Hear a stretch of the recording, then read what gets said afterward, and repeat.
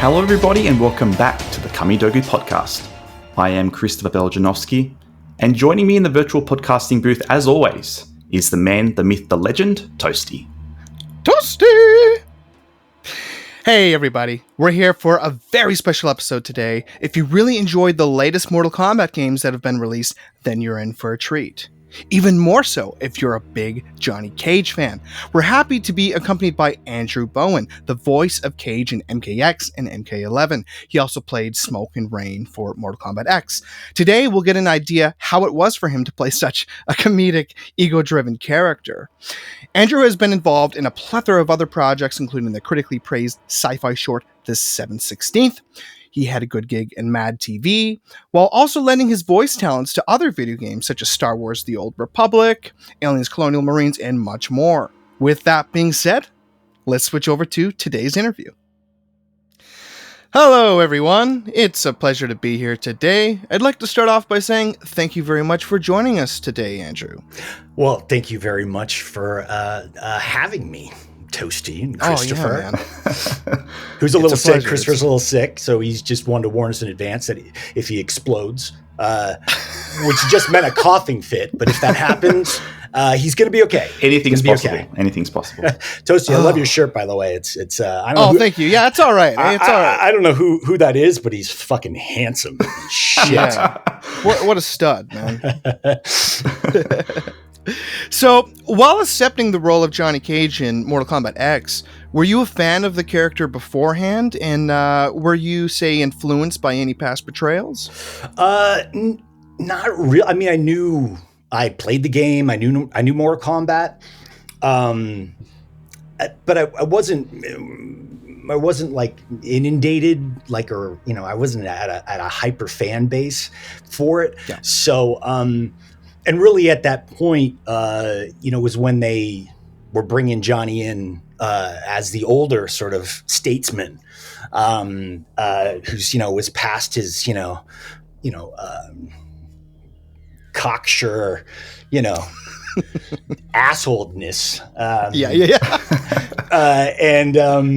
And my friend Dom, who's one of the directors, had just reached out and said, can you throw this down? And I just threw down a take and it worked. Yeah. It was one of those things where I don't know, every once in a while you'll get a part or a role or a character that you just sort of drop into a pocket with. And I have no idea where he came from, but he's been very fun. I would say that Johnny's definitely a part of my personality now. Like there's a certain, a Johnny thing I could click on, and it's fun. It's just a good time. Yeah. And so I just sort of. I listened to the writers and the directors, and just to make sure I knew. I wasn't saying something wrong, and I understood the mythology and all that other stuff. And then, but they were really, it was, I think that the fact that he was a little bit was older, I think it sort of just fit that. So, and we just roll with it. And it's been great so far. It's been really, really great. Excellent. When you did play the games in the past, did you usually pick Johnny Cage, or were you other combatants? Every time. My man. Of course. Oh, that's all I did. Yeah, I would only play Johnny. And I still only play Johnny because he's the fucking best. There's no denying it. No, I mean, like I've played. I've obviously played the game, because sometimes it's just fun to jump out there and with other characters just to see what the guys at NetherRealm did, because the animation, the shit they pull off it's so sick, and they just level it up every game. And I love, like, when we'd start a session on a game, or the next one, they'd be like, "Ooh, hey," and they'd show us like some of the early stuff, like especially before was it last one. The blood, it had like it was way more realistic. Like they'd added this color sheen to it. So, and I was like, okay, oh, it's so sick. It was sick. So, I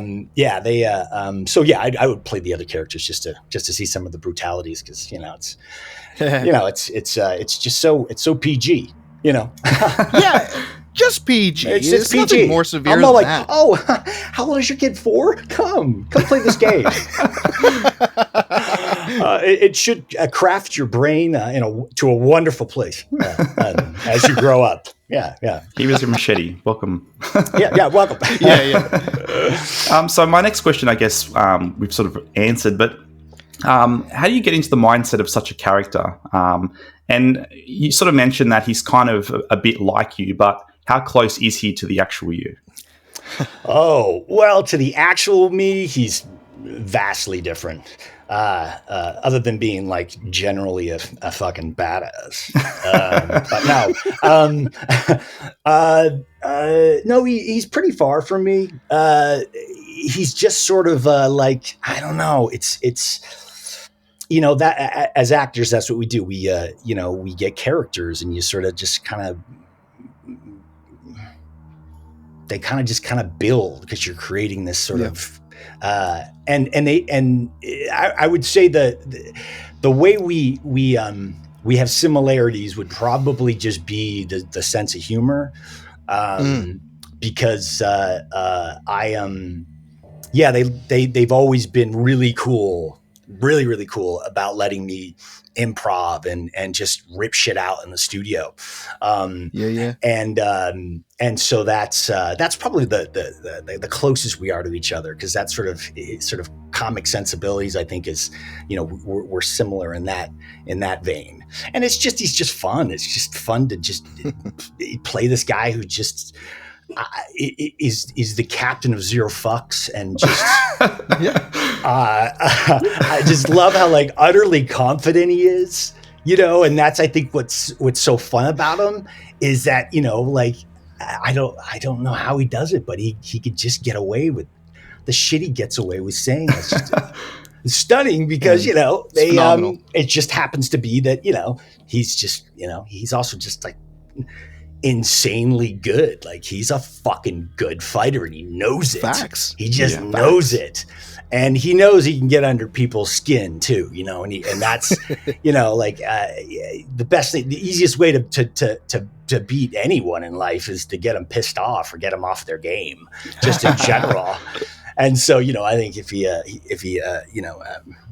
rubs it the right way, he's like, oh yes, please get upset. Like, I just, it gives me a chance to, throw out the splits and crack some nuts. Yeah.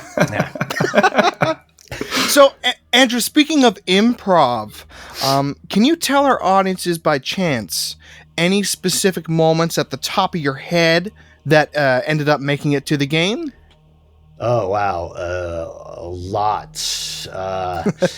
There was you remember when there was you could play Alien. You could play the Alien character. Yeah. The actual xenomorph. Your head looks like a dildo. That was mine. I mean, that's one that just comes off the top of my head. That's amazing. I think boom. Johnny's, his saying boom a lot. Boom. Right. That was an improv that happened in a line, and I think we all just laughed. And I was like, "Oh, that's good. Let's keep that going." Yeah, just a lot. We just I think it's the writers are great, and it's just like a kind of a nice, perfect sort of melding of brains and shit. And so but that's some of them. But I couldn't. It would be impossible. I mean, like, when you can like pick Johnny as like the narrator for the game, when they added that, so he could be doing everything. Oh my God, those are so much fun to record. I mean, I would say 60-70% of those are all just me, just whipping shit off the top of my head. Oh, wow. Just because he could say that, he's the only one that could, Elsa, just like Babylicious, it's toasty roasty, toasty roasty, yeah.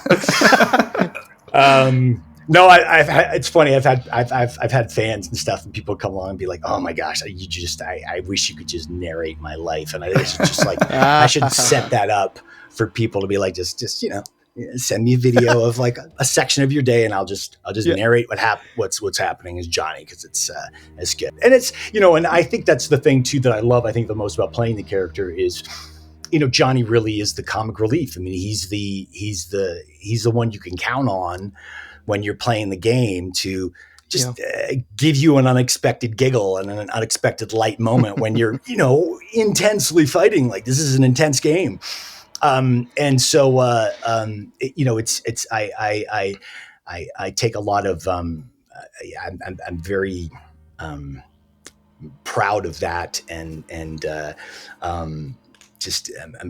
very careful to make sure that stays, because for me, that's what, that's always what you want to do as an actor. But, I know for me personally, there's nothing I like more than making someone laugh if I can. Cause I mean, like, that's life. I mean, in general, like, that's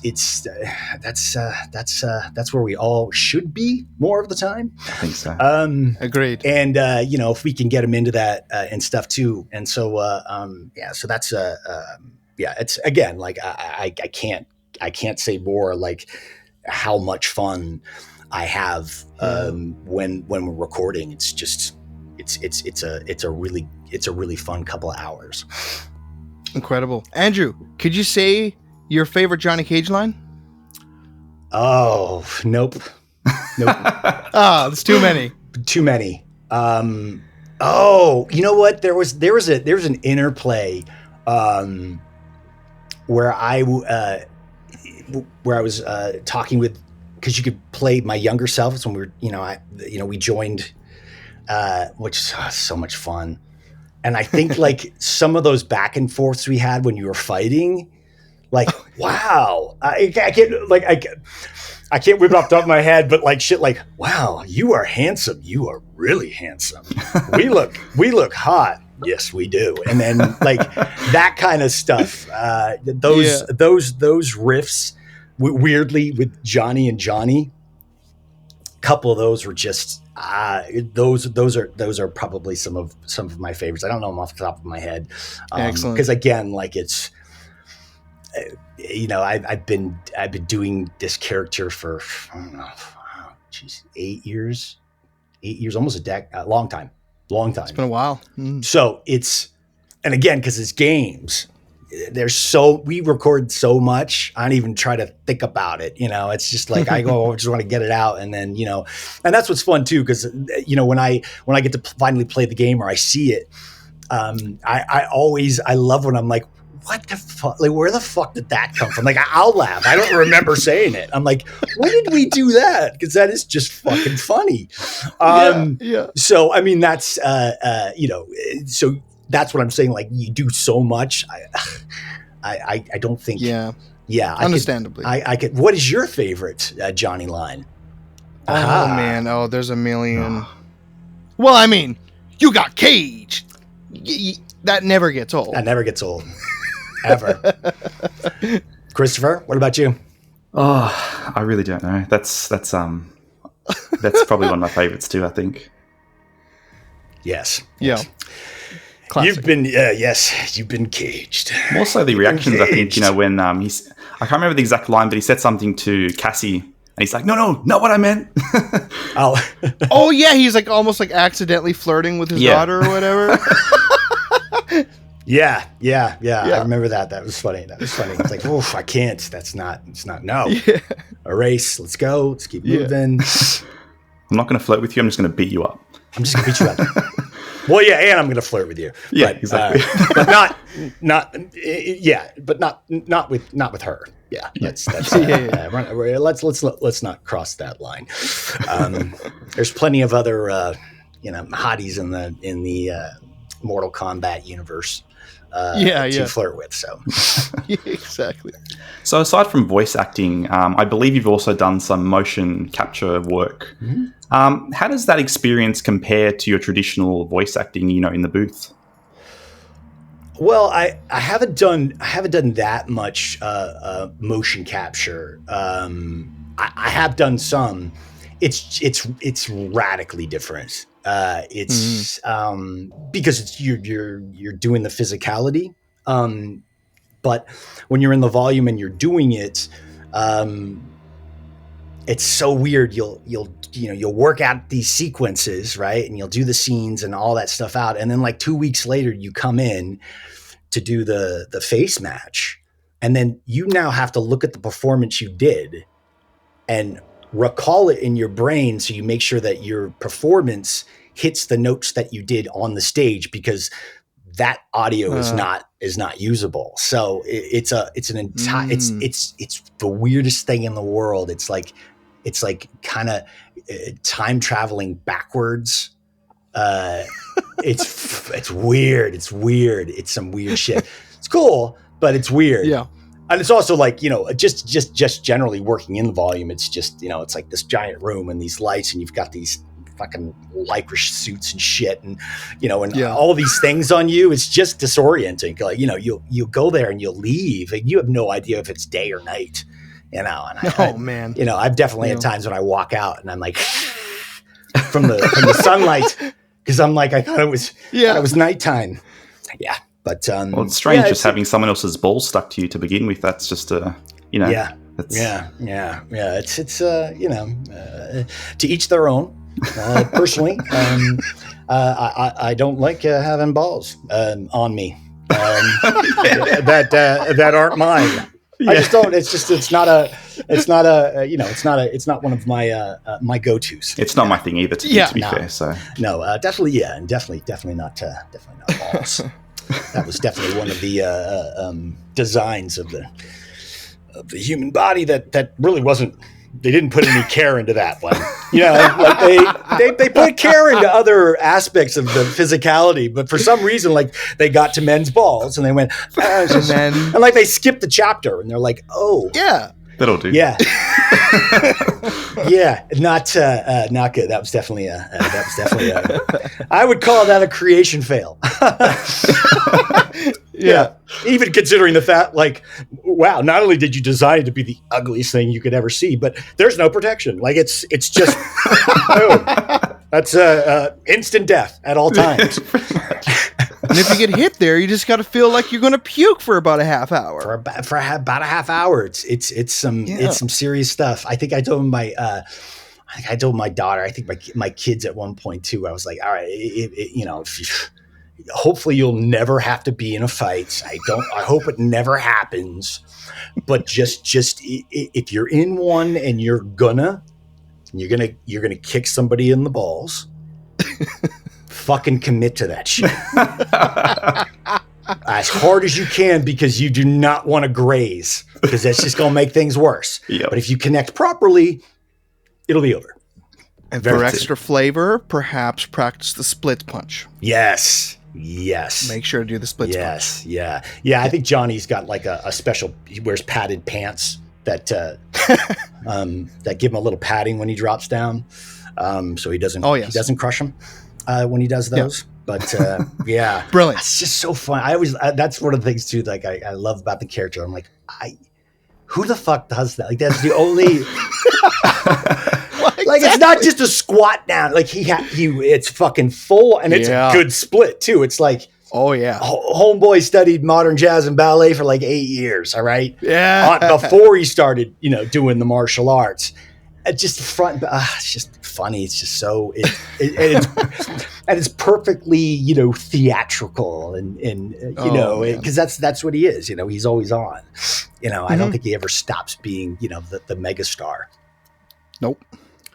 So, considering you worked in close affiliation with story director Dominic Giancello, I understand you actually sent in some voice auditions for a few different characters. Mm-hmm. Excluding Johnny, what were some other characters that you originally tested for? If I'm not mistaken, I think you did Smoke and Rain and MKX as well. Yeah, I did both of those, yeah. Okay. I think maybe one or two other characters. I I want to say I think there was a Scorpion. I think I might have done that and Sub-Zero. Oh, yeah. But who doesn't really say much anyways. Yeah, and that was a really I think I did a little bit of Smoke in 11, but not much. Sort of after after that first game, there was just it kind of got narrowed right in, and the most value I think that the producers get from my time is Johnny time. So they're like, let's just this works, so let's take this time and be focused on it.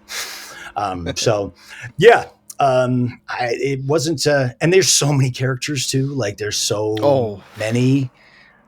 There's just Lots. a lot, and there's a really and like some really good people, like really really talented people. You don't see them very often. Like sometimes you'll see them passing through, but it's always fun to finally see how it lands, because your recording sort of your quips and stuff, your interchanges without really hearing what the other person is saying necessarily. I mean, the generalness, like you'll see what the line is, but not the way they're recording it. Exactly. So, exactly. And that's why that's really one of those things where you really have to. It's really important that you're listening to and trusting the direction. With Dominic, because he knows what the other ones sound like. So if he's like, okay, bring that up a little bit more, just remember, like you're really close and you're about to, that's, you're so reliant on that because you're doing so much so fast.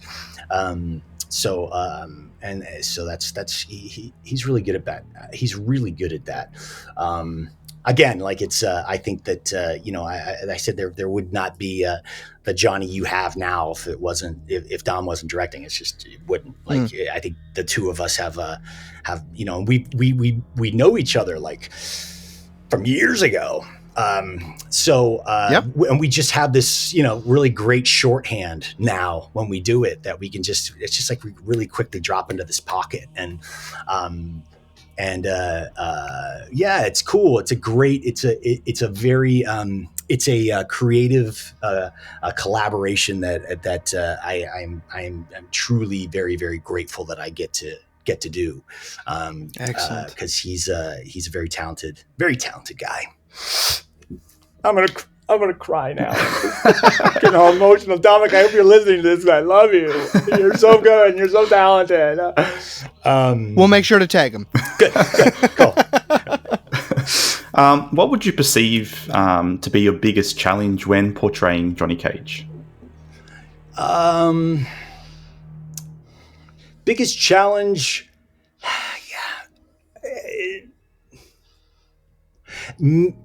I mean, it's kind of relative, but I think when I was doing the Johnny and the younger Johnny, because I had to do them both, so I had to adjust my my vocal tone and the quality, because it was a different Johnny coming from a different time. So it was challenging more in a way that it was really helpful, again, to have Dominic there and be able to be like, because you can't, like, differentiating between the two, like bam ba bam is kind of tough. So we actually found a way to sort of like record, and try to record like the younger version for a few sessions and then the older version, so we could shift between that dynamic. Very good. And I don't know. I mean, sometimes it's just sometimes we'll record something and I'll get home and I'll be like, oh God, why didn't I come up with that? Like, that would have been so funny. Because when you're there on the day, it's like, it's sort of whatever's gonna pop, and I'm always, I hope that I'm firing on all cylinders that day. So that it works properly. But they're good about that too, because there's always cocaine and tequila at the studio. So that's the secret's out. Yeah, I mean, like they have their ways of getting you getting you up to proper peak. No, it's a joke. That's a joke. Yeah. Calm down, guys. I couldn't even imagine Johnny on cocaine. They should just God. They should just release a game called Johnny on Cocaine, and it would just be the most insane thing you've ever seen. Like literally, you'd have to take a shower every time you played the game after an hour. Guaranteed. This episode is so PG. It is, isn't it? No sorry, doubt. I meant to ask that. I meant to ask it before you got on about. Brother. Just let loose. Let loose. The use of colorful metaphors. I don't. I'm not great at that. Yeah. Gosh, I remember once. This is funny. I was driving with my son. This was years ago, and I think he was 8. Yeah. And I was just whatever, road rage, pissed off about something. Sure. And he was like, Dad, you really shouldn't say, you gotta be careful about saying that all the time. And I was like, yeah, but it's like one of those moments where it was like, there's a teachable moment here. And I said, yes, you're absolutely right. I said, but every once in a while, a moment arrives that, the use of fuck. Sure. It's kind of perfect and it's necessary. And he's 8 and he goes, "You mean like Vegas?" I have no idea where that came from. And I remember just looking at him like, where did that? And I was like, yeah, like, yep. Yeah, like Vegas. What? And it was just so matter of fact about like 8 and just, you mean like Vegas? And I looked forward and I was like, who are you? Like who are you? Excuse me? Where did you come from? Yeah. So, but yeah, I try better about it. I try to be. But yeah, this episode will definitely not be PG. So no. Sorry, fuckers.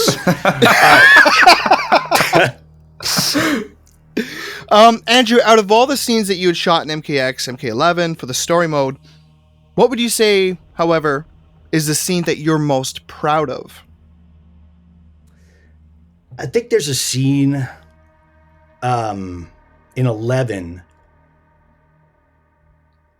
where there's an interplay with older Johnny and younger Johnny, because he's like wanting to get into it, and he's just like, he wants to just slap him upside the fucking head because he's like, he just wants to shake it out of him. I think there's 2 of those. There's two scenes there. I think there was one that was in the command center beforehand, and then one when they're out in the whatever hangar.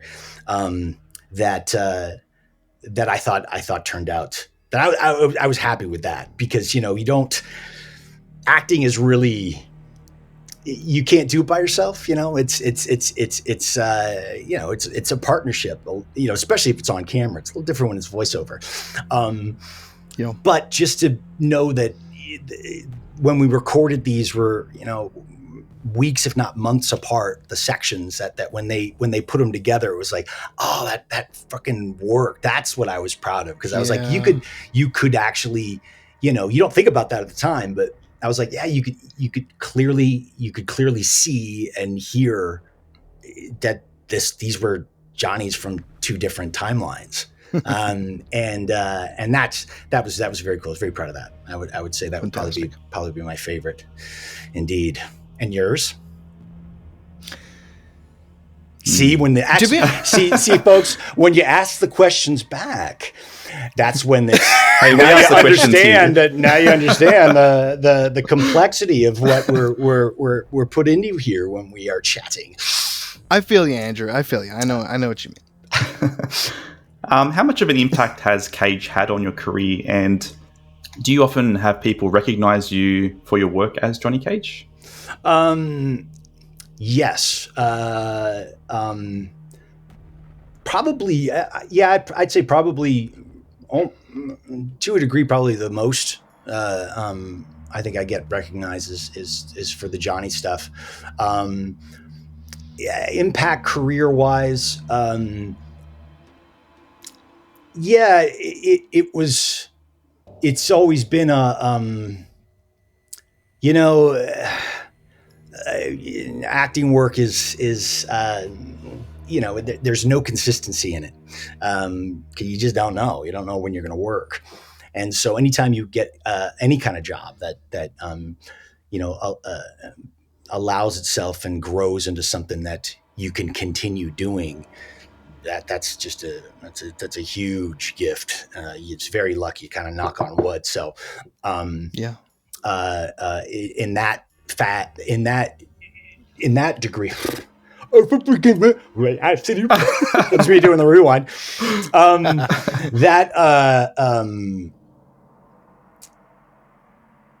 Yeah, I think I said it. Whatever. I think I forgot the question now at this point.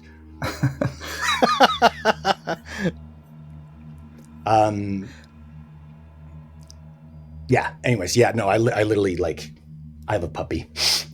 Well, he's about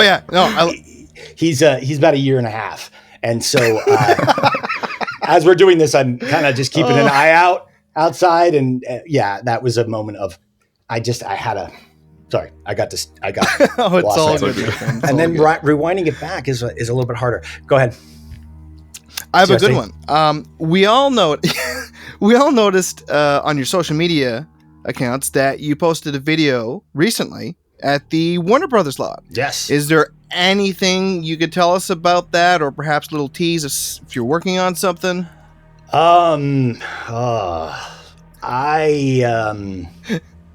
Is that a sniper dot I see on his shirt? Chris? Fuck. Oh shit. Probably a good time to mention that this episode is brought to you by the number 12. Anyway, what would you say is the best part about working with NetherRealm Studios? The best part of working with NetherRealm Studios, NetherRealm is filled with a tremendous amount of talent, from the artists to the designers. There's a genuine reverence and love for this game, and everybody who works on it loves working on this game. And so it's a gift. It's a luxury to be able to work with artists, particularly the ones at NetherRealm, because it's like a group effort. Everybody has their own little part, doing the animation and doing this, that, and the other. And sometimes when we're in the recording studios or we have to do stuff, they'll bring people in, from different departments that are focused on other things. And, there's always been like this jazz. It was the coolest thing ever. The first time it happened, they were like, oh my, he was, it was, one of the guys that was there, they were excited that they were with Johnny in the recording session, Yeah. So, I think that they take their time and they put genuine care and effort into making these. And it shows, there's I think the qualities of these games are, far and above, the norm, and I think that has to do with the terrific people that they have at NetherRealm. I think that they're just awesome. So I haven't actually been to the studio yet, but I'm yes, definitely going to go probably sometime this year. I've had an open invitation if I'm ever in Chicago to go over to NetherRealm. I just haven't been in Chicago yet, but just in general, they're. I think that they've been able to hire sort of the best of the best, and it's just I feel very lucky I get to work with them. Mm-hmm. So going in a slightly different direction now, you've had some successful comedy stints within your career. For example, being a part of the show Mad TV. Yes. Tell us about some of the greatest memories on this show, and maybe elaborate on why you were only on one season. Mad TV, favorite memories. That was the first time I ever did Nick Cage. And they when they decided to let me sort of have Nick introduce the Rocket Revengers skits, I was just so much fun. I mean, Nick is just so much fun. We've got tickets to go see the unbearable weight of massive talent tomorrow night. I can't fucking wait. Oh man! But that was I have so many fond memories of getting to do that. I was really, really proud of Meet Joe Black Mama when they gave me the opportunity to do Brad Pitt. And that was really fun. And I remember too, like, and I've been working on him, and he has these things, where he's, he has these nuances, and then the makeup department, they didn't do much, other than like the hair. But the one thing they did do was that they added a lip. They made my lower lip, a luscious pit lip. And it was so cool. It was very cool. Just like when they finally did that, to kind of do it. And I was like, wow, like it's just that subtle little detail, like makes such a big difference. Generally, Cass was just great to work with. I love Mo. Mo and I started together. And so we were like the newbies. And so we were like, holding on to each other tight. I did a skit with Will once called One True Impact, where he was playing Steven Seagal, and I was playing Jean-Claude Van Damme. Jean-Claude Van Damme. Who's taking care of our dead father. And at the opening of that skit, I'm sure it's out there. I think you can watch it now on HBO Max. I think all of the Mad TVs are available there, so you can watch season 4. But when we did that, like we had to be, I don't even like Mike, like literally this close to each other to start the skit.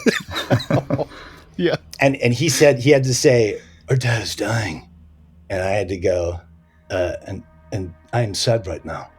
And I think it took 8 takes. Every time we stood there, Will and I are like nose to nose, and we're like, and I braked or he would brake. And because we just couldn't keep a straight face because it was just so stupid. So stupid. And I think eventually I remember, 2 things. Yeah. So we eventually, the only way we get the take, because I was like, so, that's what you want. You love it when you can get a castmate to fucking lose their shit. There's nothing better. Sure. Ever. Yeah.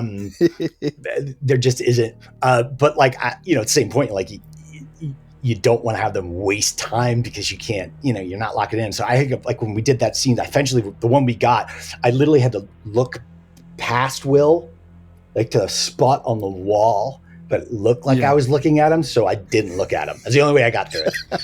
And then Michael McDonald was our ailing dad, and I had to feed him applesauce. And we did the take, and I said, "My dad is dying." I don't remember where the line was, and I'm sad right now. And I put the apple in his mouth, and he just went and let it kind of dribble out. And I just fucking I laughed, and I laughed. I was like, and then I just saw it in his eyes too. I laughed, and he looked at me. He was like, "Oh, I fucking got you." And I was like, "Shit!" And I just, killed me. Every single take, he would do something worse and harder with the dribblage, and I was just laughing the whole time. That was generally a fun one. So I only did 1 season. I kind of got when I did the show. Before I did the show, I had been signed to a talent deal with Warner Brothers. It's like a talent holding deal, which is really awesome. And but it was contingent on me at some point doing at least 1 project for Warner Brothers within their thing, so that you can sort of get your last paycheck and everything else like that. And it was sort of, wasn't that far off. But yeah, my agent just called and they said, "What do you think about doing Mad TV. And I was like, oh, I think somewhere in the back of my brain, I was like, I think that would be probably fun to do like an SNL or something like that at some point in my life. Yeah. But I don't have any formal training in improv or anything like that. I was just stupid. I would just do impressions and make my friends laugh. And I was just a giant dork, and I still am a giant dork. And so, and they were like, and I was like, yeah, I think that would be cool. And so I went in and I auditioned, and that was the first two. They're like, okay, so you just go in the room and just do your thing. Just make them laugh for like 5 minutes. Okay. So I just went in and spewed out a bunch of shit. And they ended up coming back and they wanted to offer me a test deal. And it was, it wasn't, we always talked about Mad TV as kind of being the ugly stepchild of Fox. They loved us, but they didn't really love us that much. So, there wasn't a huge budget. And they made the offer, and I don't know. I was just in a place where, I think I could afford to say no, and I was just right. So I was like, no, that's way too low, and so I didn't even. So I said no, and then they ended up coming back with a contract that was 1 year exclusive and with a 2nd year option. So that's why. And so, and then, and so I did my season, and then, basically they didn't invite me back for the next season. So, so that was the end of my Mad TV run. Wow. Everybody that was an amazing run. What? And I'm like, it's funny because I was like, there's so many people that when you see them like on SNL or something like that, and they disappear, like, they didn't get picked up. They're not invited back. And some people in that group include like Adam Sandler and Chris Rock. And like, it's a really amazing group of people. They didn't invite me back, and that kind of sucked. But I ended up having a conversation with one of the producers, who's super super kind of him to do that. That he just kind of, because you're always like, oh, what did I do? Like, did I do something wrong? Did I this, that, and the other? Sure. And the information that he had gotten was that we were renewed, and we didn't get a budget, any budget increase for the next season. Right. And kind of the only way they were going to able to sort of get everything done and to, make a show is that they had to get rid of they had to get rid of one cast member. They just had to do it. And which is really nice that he said this, but they said, like, Andrew, we went through the cast and we said, okay, we have to let somebody go. And we all agreed that we didn't think you would have a problem at all getting more work again and getting another show. So that's why we made the choice to let you go, which I guess is nice. That they were like, oh, he's definitely going to work again. Even though I didn't work again for the rest of my life. No. What? So we're not speaking to Johnny Cage. It's Johnny Cage. But it was, at the same point, it's kind of, there's definitely a huge reverence in me for that season. And it's not just me. It was an unbelievable cast that they had for season 4. And I still think that season ranks up, I think, within the top 3 of the best seasons that show ever did. We were doing stuff that nobody was doing. We were pushing the envelope, and it was really nice to, because the budget shrunk, and then they kind of kept on changing and kind of getting slim down. And it sort of lost the chance to sort of like let loose, and I think it's a shame. I think it's a great show. I think I think they should definitely do a revival. And I think there's definitely room in the marketplace for another sketch comedy show.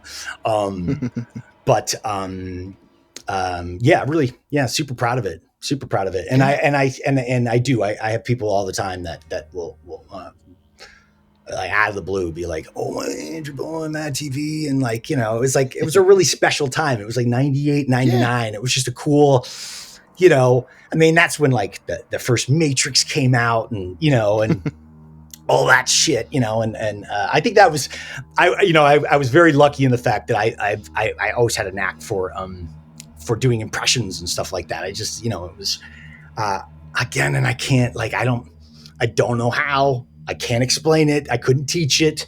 Just like some people can just like hear something and do it. So that was just something I could do. Sure. So I think I fit a nice spot there. It was a great experience too. Again, because like that was my sketch comedy. That was my improv training, was doing that show. You can't ask for better. I mean, like that's in anything. If you want to learn something new or there's something you really want to do, just like if you want to learn martial arts and you go into the studio and you have to spar, pick your sensei to spar with from day one. And he will fucking kick your ass. It'll be brutal, like awful. And you know what? In 6 months, you'll be farther along than anybody else in the class. You got to just sort of throw yourself into it. Amazing. There is no. I don't think there's any. I don't think it's possible to be prepared for anything in life. A lot of life is just about taking a leap. It's sort of not a leap of faith, but a leap of faith, and you just gotta go, gotta do it, in your head said, well, I just throw myself into it. Let's just go forward. And with anything in life, and I always tell people, I'm like, just go, you'll be surprised. You will be utterly surprised, especially when you're thrown into the mix of what this might be, that you'll step up, you will, and you'll fall flat in your face too, but you'll learn shit and you'll get back up and you'll learn it quicker. So it was really awesome to be able to be around all those people and just suck up that amazing comic juju. It was great. It was really great. I'll always be thankful as sort of, that sort of being a baseline. Like that was such a great place to start, so lots of reverence for it. Very good. You've gone on to write, produce, and direct a couple of projects now. Why don't you tell us a little bit about more what you've done in this space? I've been, first movie I ever did as an actor was this film called What About Bob? And I was 18. It was my first job I ever booked. And I played George Stark, who was the love interest of Catherine Irby, which was, Richard Dreyfuss' daughter. And I worked on that movie for like 5 weeks. Like I had like a pretty good supporting role. And then when it came out, like, I don't know, about a month before it came out, I got a call from the director saying, a note from Frank Oz just saying, hey, Andrew, just want to let you know that we changed a lot of the story and just all your scenes kind of got cut out. So I just want to let you know before you see it that your character isn't really in the movie anymore. And I was like, oh, wow, that sucks. Huh. But which is why I became the extra that just wouldn't go away. So if you ever watch What About Bob again, and because they mentioned my character, George Stark, half a dozen times. It's my boat that Bob Wiley is sailing on, and I was the guy sailing it. So if you watch, I'm literally the extra that just wouldn't go away. And when I was working on that, there's another actor on the set named Roger Bowen, no relation, but like, for in and out for the first few weeks, people were like, oh, is your dad working on this? And I'm like, no. And for Roger, like, is your son working on this? He's like, no. And so I don't know, I think like the second week or something, we finally saw each other at lunch, and I was like, Dad. And he was like, son. And we ran into each other and hugged. And Roger was Love really it. great. And he was a novelist as well as an actor. And Roger, again, he had a huge part that ended up getting cut down to like maybe 2 lines. The original story was it was told differently. It was actually told from all these doctors on a boat, sailing down Lake Winnipesaukee and then going by the burned down house and saying, what's happened here? Oh, you don't know about Bob? And it was just, that's how it was told. So I was like one of like 9 or 10 characters that were cut out. Anyways, so we would sit down for lunch and we would talk movies and this, that, and the other. And I was just, we would just talk to movies. And when we finished wrapping up, Roger said, I think you're a storyteller. I think you're a good writer. And I was like, oh, okay. And he's like, you should learn how to write screenplays. And I was like, okay. So I moved to LA and I signed up. I went to USC and I went part-time and took screenwriting courses to learn how to screenwriting. And it just sort of was my hobby for years. It was just something I did sort of for me. And, it just kind of ended up growing and growing until I got to a point where I just really realized that's something I wanted to do. And I made a movie actually after I left Mad TV. And it's kind of a long story, but there was some, one of my producers was not quite on the up and up. And it ended up getting to a point where we couldn't really release it, for sort of legal reasons at the time. So, this was an independent film. I'd spent 5 years writing, and then I went and shot it and wrote and directed and produced it, and then it couldn't get released.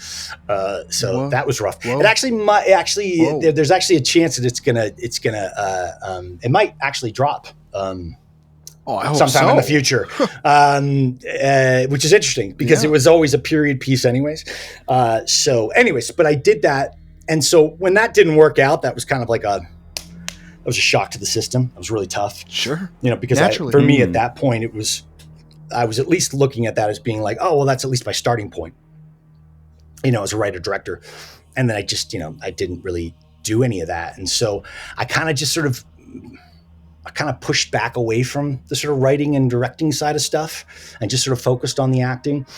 And then, I think it was like 2016, I ended up finding, I talk a lot, just like Johnny. 2016, I just suddenly got really depressed. And I couldn't put my finger on it, and I it's like, you can always, sometimes you want more in your career or this, that, and the other. But in general, I was married. I had a great, awesome wife and kids, and things were good. But I just wasn't happy. And I just dug deep, and like just to figure out what that was. And I ended up listening to this book called by Jen Sincero called "You Are a Badass," and anybody's hearing this, just go read this book or listen to the audio. It'll change your life. But in it, she starts it just sort of going into, I just want you have to just believe that there's anything's possible, absolutely anything, whatever you want to do in your life, no matter where you are, you can still do that. And if you knew that there was no, walls or things to hold you back, or just like, infinite possibilities, what would you do?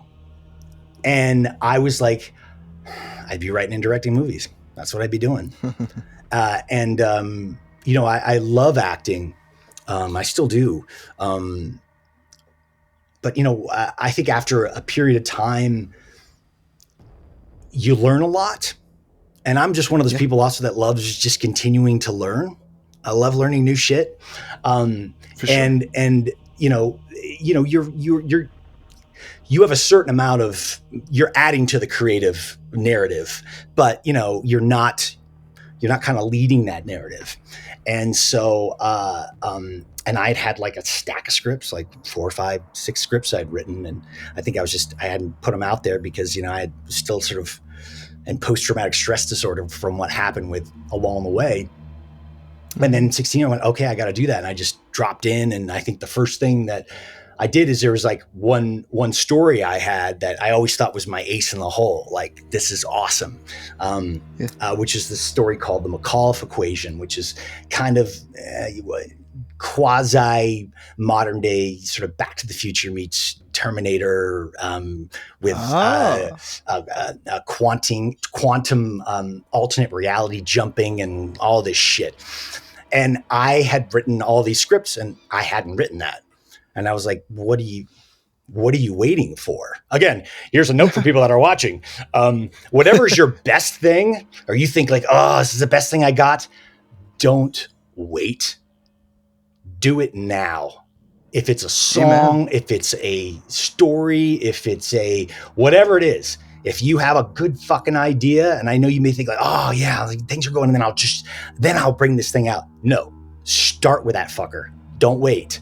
Wow. Go for it. Yeah. Take your best thing and start with your best idea, the best thing you got, at least what you think is at the time, because you're gonna grow. You're gonna continue to add to that. So I went, oh, okay. And so I started writing that, and then I got through I think a draft on it. And this is just on my own. And it's also one of those things too that, you know, a lot of times when you think about something for a long time and then you put it together, because you have it all in your head, and then you look down on the paper, and I was like, wow, this isn't that good. Like there's there's stuff here, but like this needs work, like, and not a bad way, but that's how you grow. And I was like, okay, I gotta learn to be a better writer and, find those elements, like how to really tell stories and what's the underlying current and how are the characters driving them. And then I weirdly, I had a friend say, that was like a Facebook thing that was like, hey, J.J. Abrams is doing a Star Wars fan film, contest. Who would be interested in like making a fan film? It's just like one of those, yeah, fuck, dude, I'll do it. I'd love to run it around with a blaster, not even thinking anything of it. And then I think a week and a half later, I was a Friday night and I was sitting around, and I don't know where it started in my brain. I just started going, all right, well, so if you did do one of those, what would you do? And I was like, well, I'd want to do something that hasn't been done before.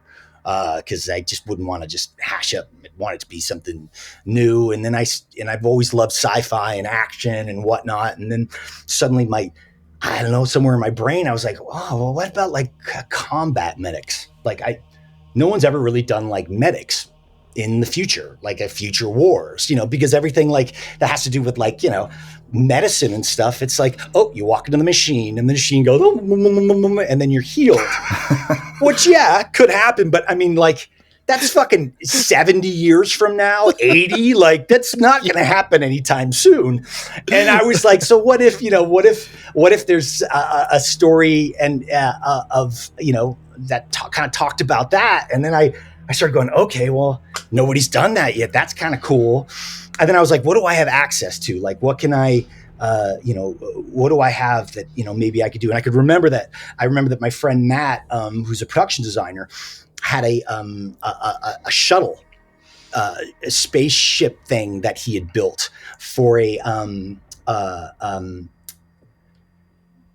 Gunham. Shit, you're gonna have to pause this and cut it, because I'll come. That's no problem. The robots, the mecha robots. Gundam? Gundam. I think it was Gundam, or like a Robotech type thing. Okay. And he had done a proof of concept, and it was this really cool ship, but it was fucking small. Like it was a one-man sort of cockpit. And I was like, okay. I'm like, Matt would totally let me borrow that. Like I know he would. And then I was like, okay, so I got a cockpit and it's small. Like maybe I could fit like, 2 people in there, like crunched, maybe 3.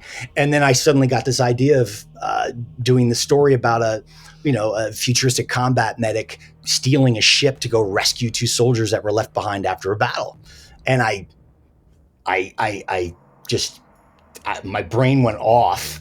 And 8 hours later, I had like 11-page script, and I called a friend the next day, and I sort of like made this choice to say, I was like, this is a big universe, but I'm like, this is just a small part of it. And when it comes to sci-fi filmmaking, most people can't do it because it's expensive. It's really expensive. And I looked at all this and I was like, I think I could do this in a way where I wouldn't have to have a lot of shots, really have it be more, mantle scenes and a lot of it taking place inside the cockpit, and I could get away with some stuff. And for me too, I also wanted to learn the general, the general language of VFX, because I knew with the stories I wanted to tell, like I needed to know that. And so I reached out to a friend, and he thought it was a cool idea. And I sent him the script, and he dug it. And then I ended up, one of my best friends had become a professor teaching VFX supervising. And he quit college. He stopped working at the college, and then he called me one day and he was like, "Hey, Andrew, I'm back in LA and I'm thinking about getting back into doing VFX supervising." And I was like, you want to do my movie? And then in this process, I was talking to a friend of mine, Chris, who's a surgeon. He's a really big surgeon at Cedars-Sinai. And I'm just calling him because I'm like, okay, I've made up this fake language of like medicine, because I'm talking to a dude about this, futuristic, medics in deep space, kind of like a MASH in deep space meets Guardians of the Galaxy. Yeah. And I tell him about it, and he's like, "That's fucking awesome."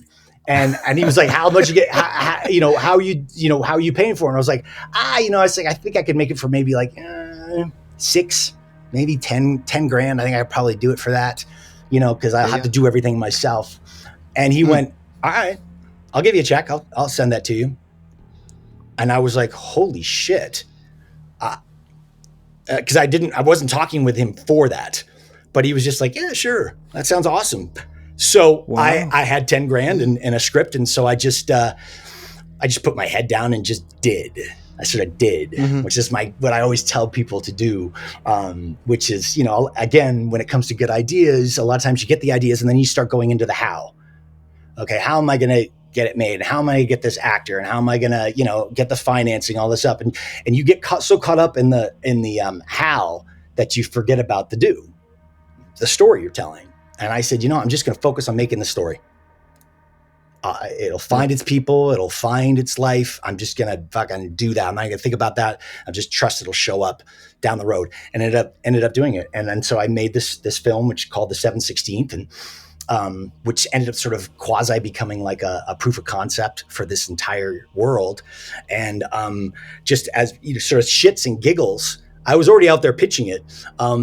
But I was like, wow, why don't I will send it to like 3 film festivals, because there's really only 3 of them out there that would really make a difference when it comes to shorts, and it was Sundance, Tribeca, and Toronto. Yeah. Where you are. Tuesday.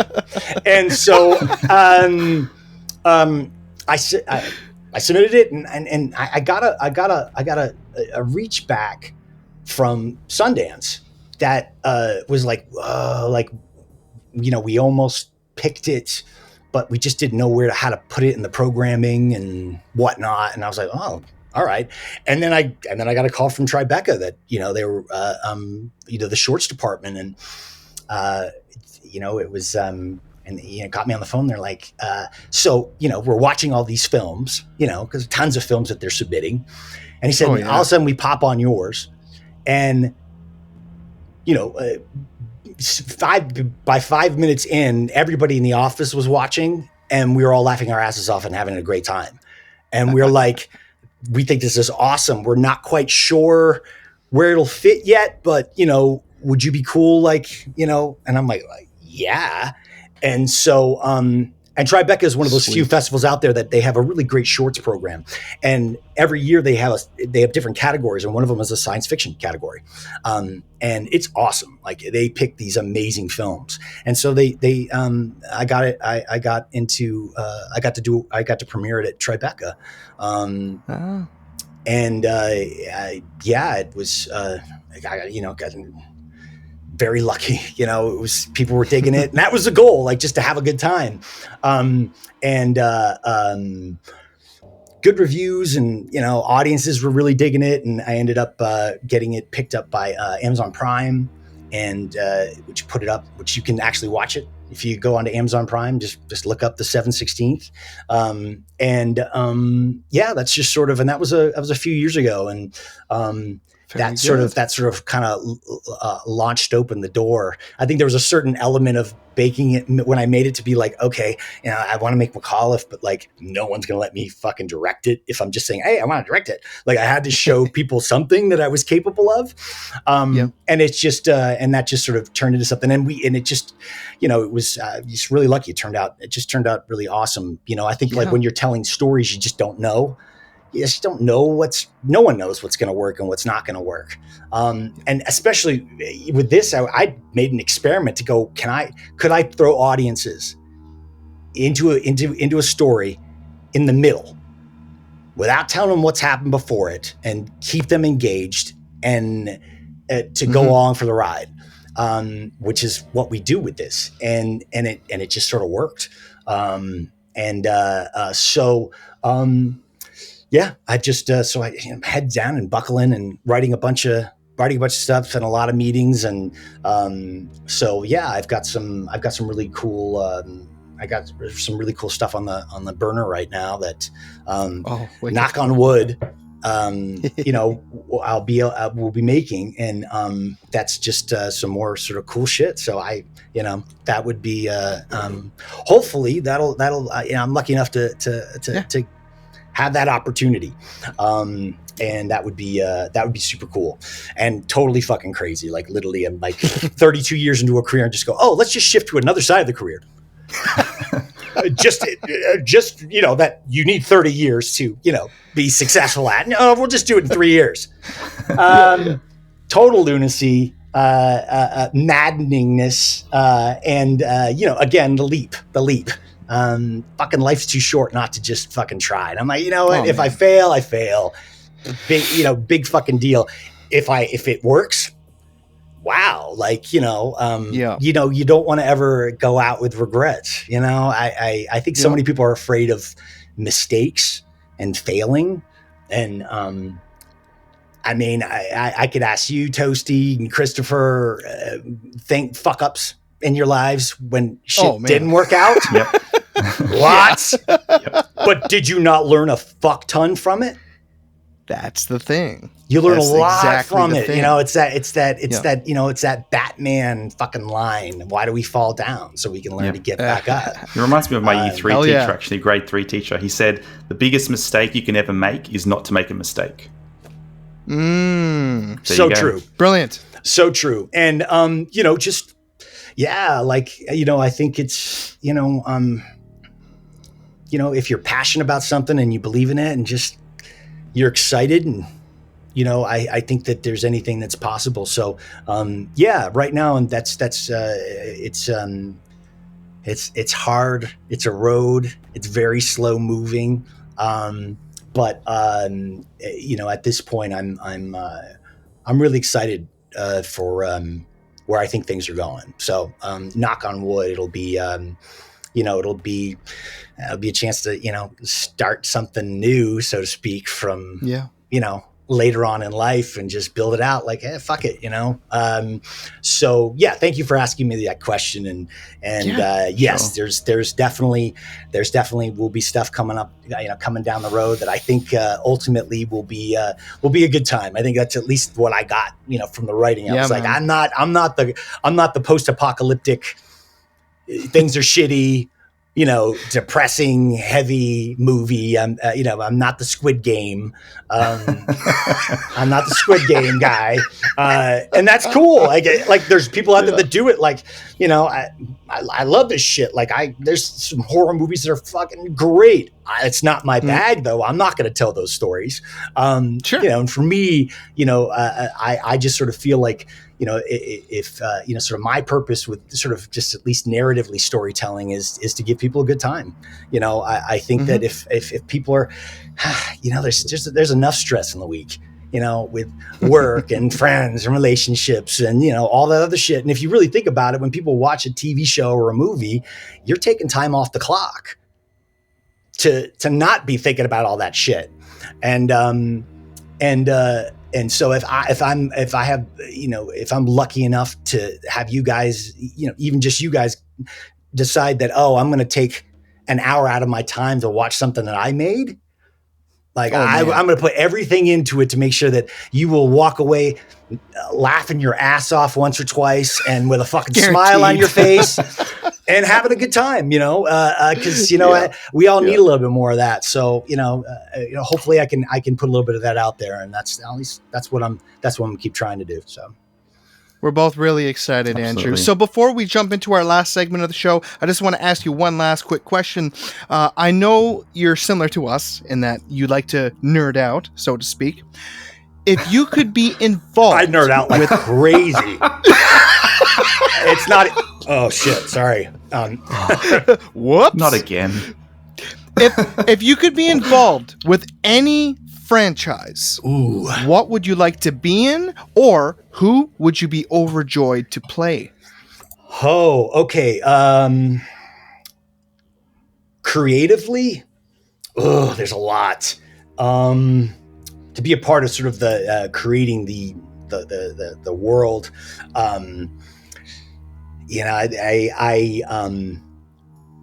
My dad started bringing home Marvel Comics when I was 3. And my parents were divorced, but I would see him once a month and stuff, or twice a month or something like that. But it would always be at the end of the month, and he would bring the latest editions of Marvel because he wanted to be a Marvel comic artist. He was really talented, and he just his parents said, no, you can't make a living as an artist, so we just never followed it. And so I literally grew up reading all Avengers and Moon Knight, all this shit. Like I have a rich brain of Marvel. I've always said that the day that I sit in a room with Kevin Feige, it's going to be like 7 hours. It'll be 7 hours, and that'll just be us talking before it happens. So I would love to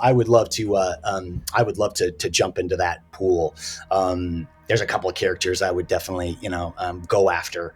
But that would be awesome. I mean, I love the X-Men. That was one of my favorites. And I think one of my favorite characters ever is Rogue, at least the one from the comics, which is not how it was portrayed in the stories, which is just kind of like the fucking coolest thing ever. Logan's one of my favorite flicks. Logan was amazing. James Mangold. James Mangold. I worked with James on a commercial, and he's just nicest guy in the world.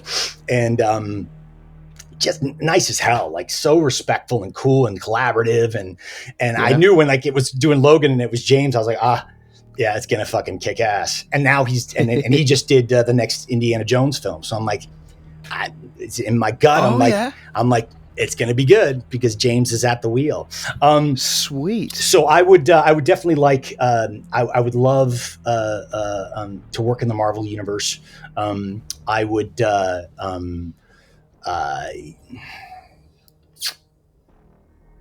Yeah, this is tricky. Wow. Hey man, that works for us. No, definitely that. Works for us. Definitely that. And I don't know. There's some properties that I would love to jump into if they ever came back around. Like I think Highlander is an incredible story. Ooh. That would be fun. I would love to jump into something like that. And for characters that I would play that I wish I could play. Oh man.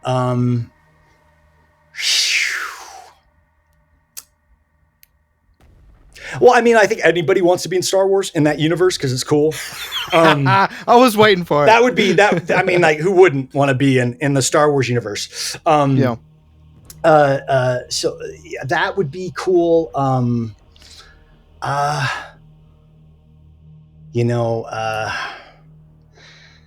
That's really but tough. That works, man. No. I have to have one. I have one. I guess I kind of mentioned that with sort of the creative side, but yeah, I would be bitching to be Highlander. Like that would be an awesome role to play, just to be able to do all the different accents and the sword fighting and stuff like that. I would love that. I would love to. I think that's the one thing that's still on my bucket list that I haven't checked off yet is to wield a sword someday. I'd be doing back handsprings if I got a chance to play like a character like Mad Mardigan. Like I fucking love that. Which people are like, Mad Mardigan, what is that? That's how old I am. Willow. There's a movie called Willow with Val Kilmer. And yeah, it's a sword and sorcery thing. That would be cool. I mean, there's some great television out there. It would be bitching to jump into the Stranger Things world or some kind of Games of Thrones stuff. That would be cool. That'd be cool. Western would be dope too. Like that would be sweet. It'd be awesome to be a gunslinger. But if I had one choice, yeah, it would definitely be something to do with the sword. If they make a live action Mortal Kombat movie, would you be open to playing Aaron Black? Live action? Absolutely. I'd be up for playing all of them. I'd be up for playing Johnny if they decide they're going to do some kind of Johnny, whatever, time travel thing where they have an older one come in with the younger Johnny, because whoever they're going to do in the movie is going to be somewhere between 26 and 34. I'm a little bit more of the crusted old fart. But I'll take it. Again, characters you'd love to play. Anything that's in the Han Solo world would be something that would be a lot of fun. So, yeah, and it's so yeah. So, boy, I'm gonna get this done, and I'm gonna finish this, and I'm gonna be like, Andrew, how the fuck didn't you say that? Oh, it's right in front of me. No, it literally is. I'm up on my wall behind me is a poster of Doctor Who, of the TARDIS. And it says bigger on the inside. I would love to play I'd love to play Doctor Who.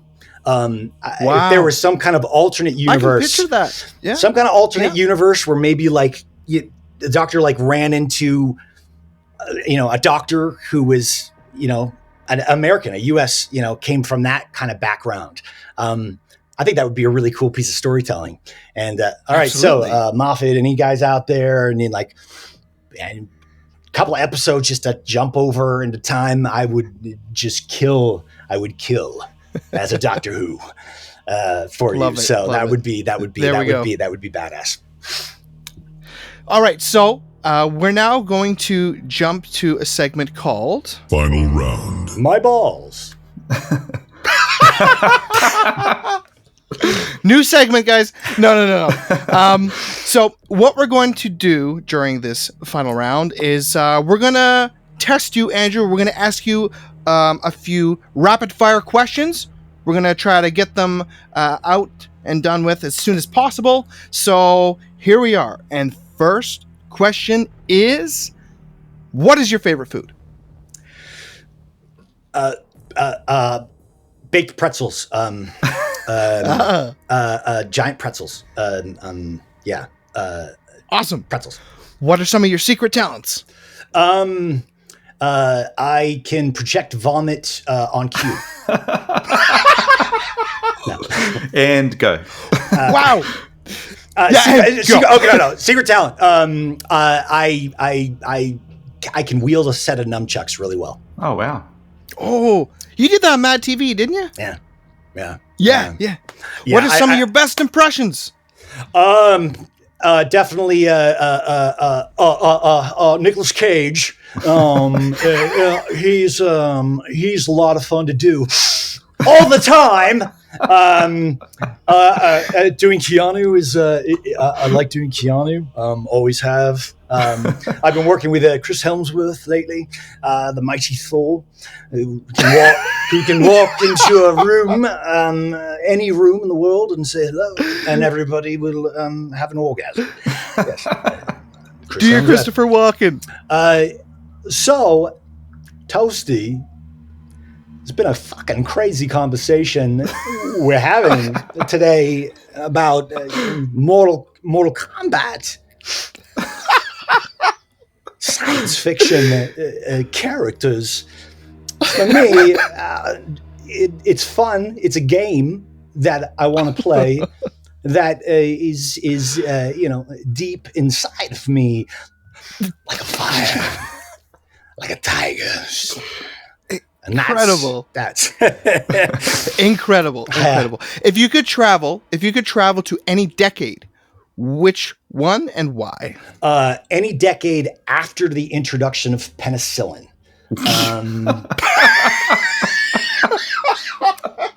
There you go. Okay. Answered. Um, What was your strangest fan encounter? Strangest fan encounter. Shit. I don't think I've had any strange fan encounters. One that really struck you, very odd, kind of, oh, all right. Well, I was kidnapped once for about 4 days. What? See, I'm good. You guys thought I was going to be like real here. Like, holy shit. Wait a second. Oh man, big fan moment. Wildest, weirdest. Shit, I don't really have any.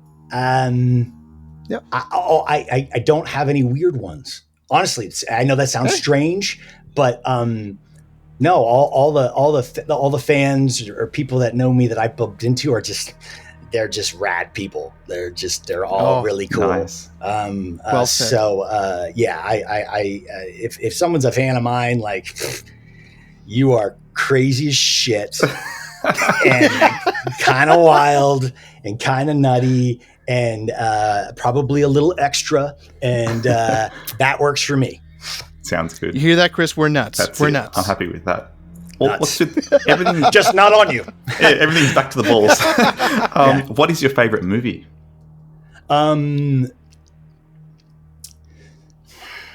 I would probably do a top 5 with an alt, but I think probably my favorite movie.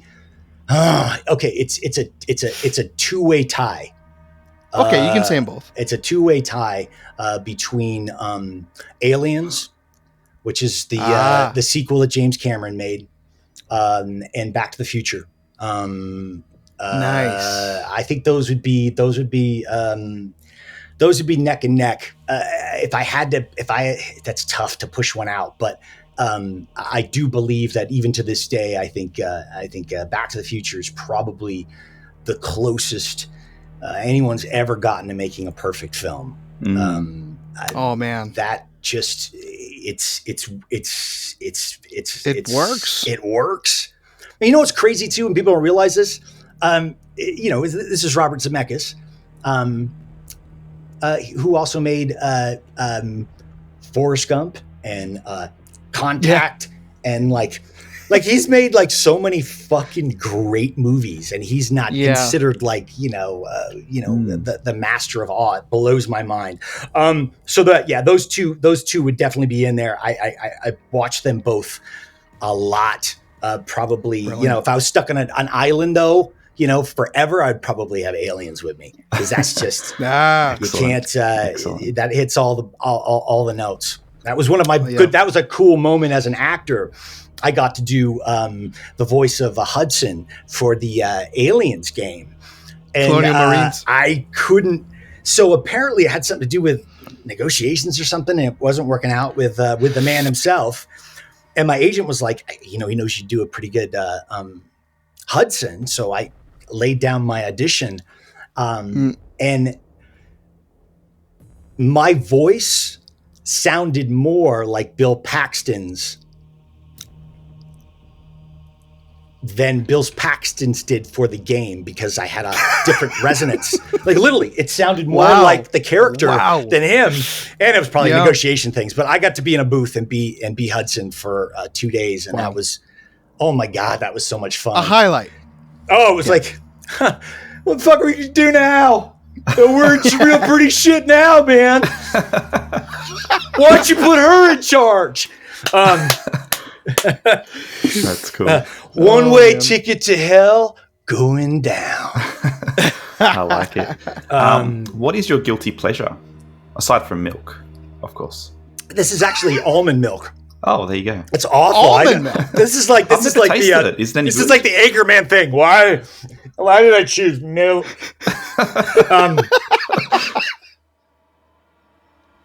dry mouth, and I was like, wow. I didn't have, like, where the fuck is my water? So tell me, repeat the question again. What is your guilty pleasure?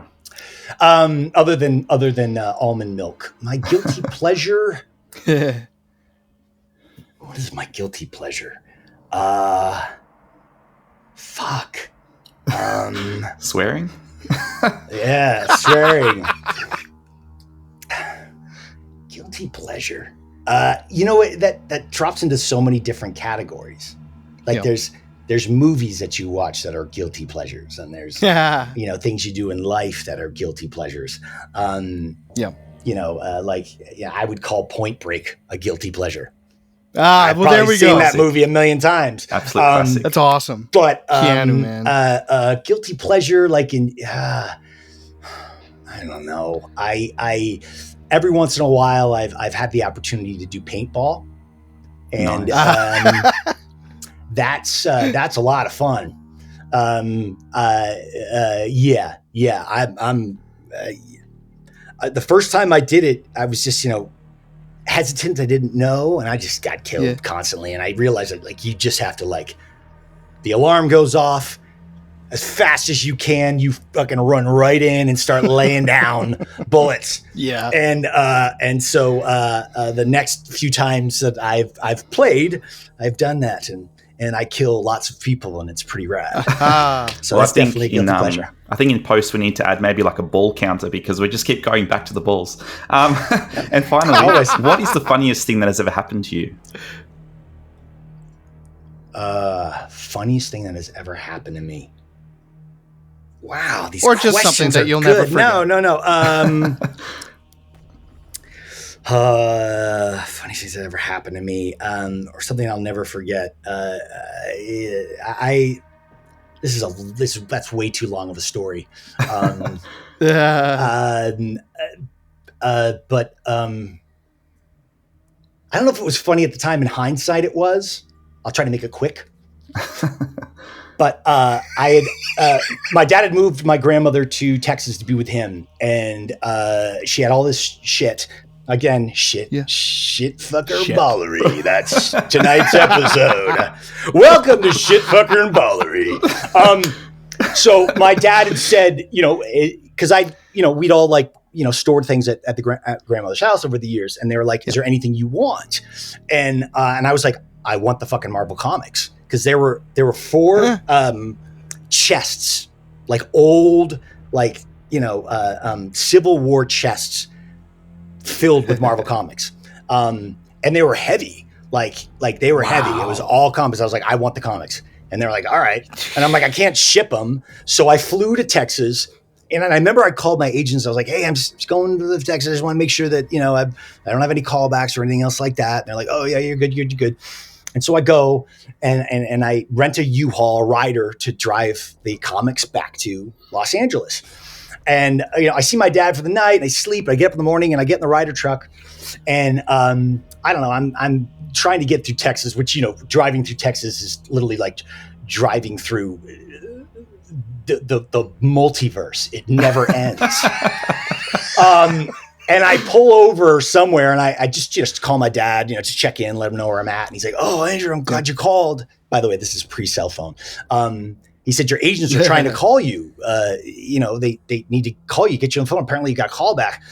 And so I call my agent, and they're like, yeah, Andrew, Sally Field is doing this miniseries, and they're calling you back to have a call back with her in Los Angeles for the role of her son tomorrow at 1 o'clock.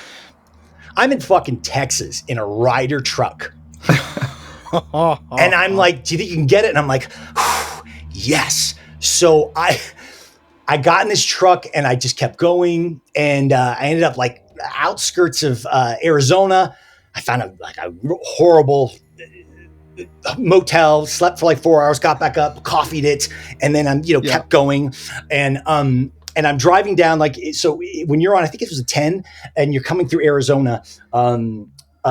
There's these big rolling hills that take you down to Flagstaff. And this Ryder truck that I rented was brand new. It literally had 200 miles on it. So this thing was fucking tight. It was tight. Wow. And it moved quickly. But also, like, when you're in it, it specifically says, make sure that you look good when you're backing up because you can't really see what's behind you. So I'm just driving down the road and I'm making good time. I'm speeding a little bit, but I'm feeling fine about it. I'm drinking my coffee. I'm like, I'm going to get there. I'm going to get to this audition. I'm feeling good. And like, I'm even at this point where I'm listening to like the music, because when you're in Texas, there's only country music and it's awful. And at this point, I'm like, I'm just into it. I'm like, I got friends in low places. And so I'm driving down and all of a sudden I see sirens, police siren lights behind me. And I'm like, oh, shit. I totally was speeding. So I pull over to the side of the road and I put the car, the truck in park, and I look back and this guy, the cop, has gotten out of his car, kind of heavier set, gun drawn, out of the car, out of the car. And I'm like, what? Weird. He comes up, opens the door. I didn't even take my seatbelt out, grabs me. I'm like, gets my seatbelt out, and he's literally gun at the back of me. What do you got in the back, huh? What do you got? You got Mexicans? You running drugs? What do you got? I'm like, I got comic books. He's like, shut up. Bam. Put me on the hood of his car. And he's like, what's in there? I said, it's comic books. And he calls it in. And right after he like throws me down and he's cuffed me. At this point, I'm like, this is scary. Like, I could die. Shit. And it turns out that he had been following me for, I think, 10 miles. And I didn't know he was behind me. So he had called in as a high-speed pursuit in the state for me and my rider van because they thought I was transporting drugs or Mexicans or something. So they had helicopters that were lifting off all this shit. And again, like, he goes up to the back of the van and he's just like, what's in it? I'm like, it's comics. And he throws it open and sure enough, it's just comics. And so he literally throws me in his car. They arrest me, even though I'm not transporting anything. And we're driving into town. And all I'm thinking in my head is, I'm like, I'm never going to make my audition like this. I can't afford this time. And so I start talking to the cop and I'm telling him the truth. He's like, oh, so you're an actor? I'm like, yeah, I'm going to call back for Sally Fields. I was driving fast. I didn't realize you were there. He's like, oh, my daughter, she does this little play. I think she just did Oklahoma, where the wind comes sweeping down the plains. Like, I'm doing whatever I can. So he takes me in front of the judge and they asked me to the judge and they're like, okay. And at this point, they're kind of thinking like, maybe I'm telling the truth. Even though they had to search the van. And they're like, is there anything in the van that we need to know about? I'm like, okay, I've got like a Rambo 3 knife underneath my seat. That's it. That's what I've got. It's a replica. It's big. And comic books. So I go for the judge and the policeman tells him the story and I go to the judge and I'm telling him, I'm pleading my story. I'm like, yeah, I had this audition. I'm just trying to get there. This could be a big break for me. And they're like, the judge is like, oh, no, I think my son did a play too, a West Side Story. And I'm like, when you're reject all the way. And I'm just fucking performing. So they're finally like, okay, it's not really against the law, so that's fine. And they make me pay a fine and then to get my truck out of Hawk. So I get my truck out of Hawk and I think it's like 11 o'clock now. And I'm like, I'm fucked. And I get on the phone with my dad and I tell him the story and I'm like, and he's like, oh shoot, that sucks. And he's like, I don't know what to do. And I look up and I see a sign that says Vegas, 100 miles. And I go, Dad, I'm going to Vegas. I'm going to get on a plane. And I drove 100 miles to Vegas, pulled in the rider into the parking lot, just the regular parking lot, put it in lock, ran into the airport. This is like about 12 o'clock. I just go up to one of the curtains and go, what is the next flight that's going back to Los Angeles? And they're like, oh, well, there's one for Southwest. And they're like, oh, it just left. Great. And then like, oh, well, there's another one from US Air. I think it leaves at 12:15 and gets into LA at 12:45. I'm like, I'll take it. So I get it. Go in. I get on I call my buddy John, one of my best friends, and I wake him up and I'm like, John. He's like, dude, it's fucking early. And I'm like, dude, you gotta go by my apartment. I need you to get my white shirt and my jeans. I need you to pick me up from the airport at 12:45. And he's like, what? I tell him, he's like, fine, just fucking dick. And he hangs up. And so I get on the plane and I fly and I fall asleep on the plane because I'm so tired. And then I get up and the lady wakes me up when we've landed. I'm like, oh, and I run out and I go into the bathroom. This is LAX and I'm trying to shave my face with like just a raw razor because it's awful. And I run outside, and it's like 12:50, and my audition's at 1:00, and no, it's 12:45. So it was right outside, and I get out there, and I'm waiting for John, and it's slightly raining, and I'm like, shit, and it's like 12:45, 12:48. 12:50, and I'm finally like, shit, I got to get into a taxi. And all of a sudden, this little like a Zuzu Amigo, I see John pointing around the corner. And he runs up, he's like, dude, I'm sorry, the traffic was awful, it's raining. I'm like, don't care, go. And I jump in the car, and we drive, and we take a lot to Har, because I'm like, because we had to get to Century City. And I'm like, you can get on the freeway there, and we get to La Har, and the exit is closed. And I'm like, what? And then this taxi drives by us, and I'm like, do you know how to get to the studios at Culver City? And to this taxi driver, I'm like, I'll pay you. He's like, yes, I know. Follow me. And he goes, and we followed him because this is when he didn't have GPS.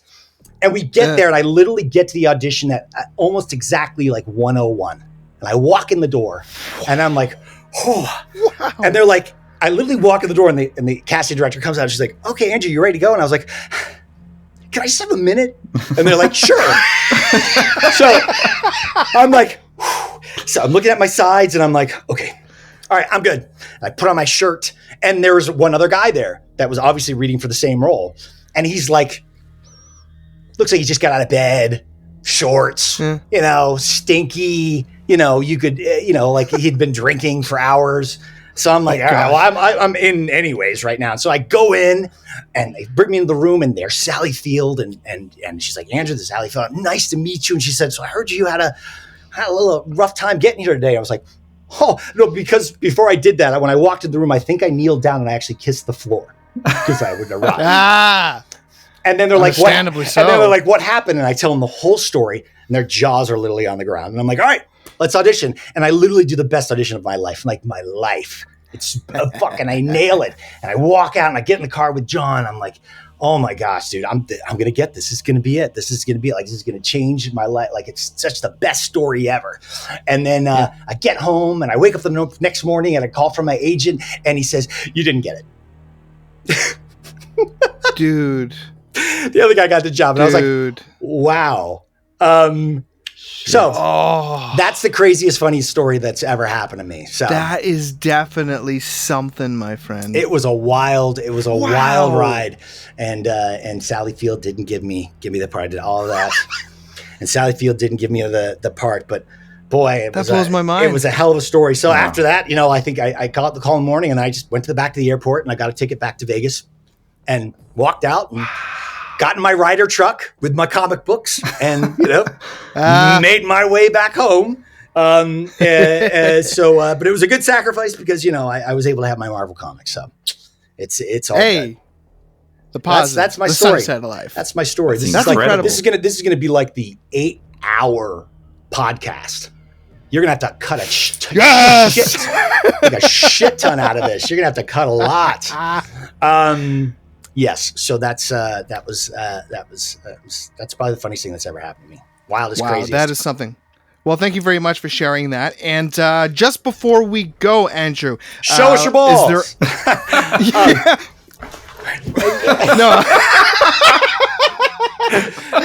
Is there any other project that you'd like to promote right now before we exit? Let's see. I am going to be appearing at AVOX LA, which is the Actors Voiceover Expo in Pasadena. It's a 2-day exclusive sort of con that is July 3rd and 4th, I believe. It's going to be a really cool weekend. A lot of cool shit. Sweet. And, reveals and all this other stuff. So that's something I know specifically that I could promote. And again, if you've been listening and you've heard the fantastic stories, please go on Amazon Prime, look up the 7/16, which is the 716th. It's 14 minutes, and go watch, and you'll have a good time. That's it. Excellent. Hey, and by the way, Toasty Christopher, thank you so much for having me. This was a ton of fun. Oh, man. It's been a blast. I kind of want to go to Canada now. Not really, but you've made it. Yeah. You've made me feel like I need to go there, Toasty. And Australia's still number one, right? You should. No, That's a given. I'm never going to go to Australia because I don't want to get the illness that's going to make me explode. Oh, shit. I shouldn't have mentioned that. I knew it. Well, he's got a point. But like it's winter there now, right? It's about to go into winter, right? Because you're on the opposite side. Yeah, right? we're getting there, but it's still warm, and the climate's very similar to LA. So yeah, but if you're used to way hotter. Like it's but like don't you want to live your life on the edge? Like you I go to the want to live my supermarket. life. You go to the supermarket. You go to the supermarket. I can't even walk to my car without stepping over snakes and spiders. There's a shark in my garage right now. I mean, seriously. That's why I know. That's why I want to go, because I want to go somewhere where I can be swimming, but I'm not beaten by a shark. Yeah, it's like I'm going for a swim. I'll be back. Come back home. Like I lost the other leg the other day, and now this one's gone too. Or covered in leeches. Or, life in Australia. Yeah. I'm excited. I want to go. There's something biting my foot right now, but I can't look because I'm trying to be professional. So, The challenges. All right, Andrew. Well, thank you very much, man. We're excited to talk to you again sometime. And we'll stay in touch. And as I have updates, I'll reach out to you guys. And when I have something cool to talk about, I will definitely come back on. That was a lot of fun. I'd be happy to. We'd appreciate it. Appreciate it. And again, great tasting shirt. Love it. I like to think so. And congrats on doing the podcast and doing all this stuff. It's a lot of work, and it's oh my God, Terminator now. That's just badass. That's so cool. She's gonna walk around all day going, no. That's my Arnold. That's all I did to Arnold. I think you outdid me, Chris. You outdid me. I never did the Arnold impersonation. I just did like the Total Recall when he thing up his nose going.